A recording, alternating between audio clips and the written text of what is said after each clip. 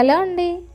ఇవాల్టి స్పెషల్ వచ్చేసి మనం ఎప్పుడు చేసుకునే ఉప్మా కాకుండా రాగి పిండితో ఉప్మా చాలా టేస్టీగా సింపుల్గా ఎలా ప్రిపేర్ చేసుకోవాలనేది ఈరోజు నేను ఈ వీడియోలో చూపిస్తున్నాను.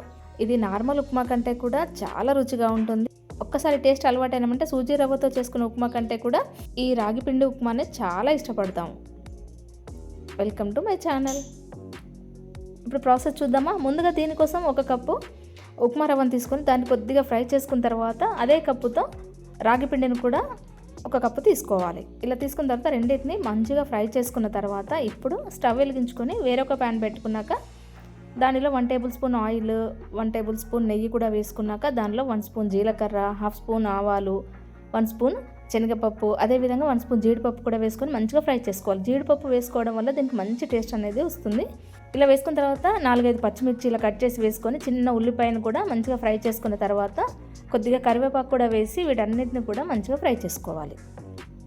ఇవన్నీ ఫ్రై అయిన తర్వాత దానిలో 1 టేబుల్ స్పూన్ వరకు క్యారెట్ పీసెస్ చిన్నగా కట్ చేసి వేసుకున్నాక కొద్దిగా టమాటా అంటే చిన్న సైజు టమాటాని చిన్న ముక్కలుగా కట్ చేసి వేసుకున్నాక అది పూర్తిగా మగ్గిన తర్వాత 1/2 స్పూన్ వరకు అల్లం వెల్లుల్లి పేస్ట్ కూడా వేసి అది పచ్చివాసన పోయిన తర్వాత ఇప్పుడు దానిలో మనం ఏ కప్పుతో అయితే రవ్వ తీసుకున్నామో అదే కప్పుతో 4 కప్పుల వరకు వాటర్ తీసుకోవాలి. ఇలా వాటర్ వేసుకున్న తర్వాత టేస్ట్కి తగ్గట్టుగా సాల్ట్ వేసుకొని అంతా కూడా ఒకసారి మిక్స్ చేసుకున్న తర్వాత ఇది బాగా వాటర్ మరుగుతున్నప్పుడు దీనిలో మనం ఇంతకుముందు ఫ్రై చేసి పెట్టుకున్న ఉప్మా రవ్వ, రాగిపిండి ఉంది కదా, అవి దీనిలో యాడ్ చేసుకొని ఉండలు లేకుండా మంచిగా కలుపుకోవాలి.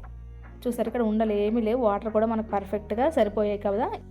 ఇక్కడ ఉప్మా అనేది ఇదే సాఫ్ట్నెస్తో ఉంటే సరిపోతుంది. ఇప్పుడు దానిపైన లిడ్ని పెట్టి 1-2 మినిట్స్ ఉంచేసి తీసి ఫైనల్గా కొత్తిమీర వేసుకొని అంతా కూడా ఒకసారి మిక్స్ చేసుకున్నామంటే సూపర్ టేస్టీగా మంచి కన్సిస్టెన్సీతో చాలా రుచి అయిన రాగి పిండితో ఉప్మా చాలా బాగుంటుంది.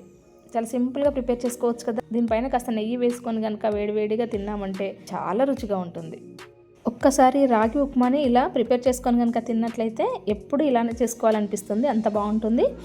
సో మీరు కూడా ఒకసారి తప్పకుండా ట్రై చేయండి. ఈ వీడియో కనుక మీకు నచ్చినట్లయితే లైక్ చేసి షేర్ చేయండి, అలాగే సబ్స్క్రైబ్ చేయండి.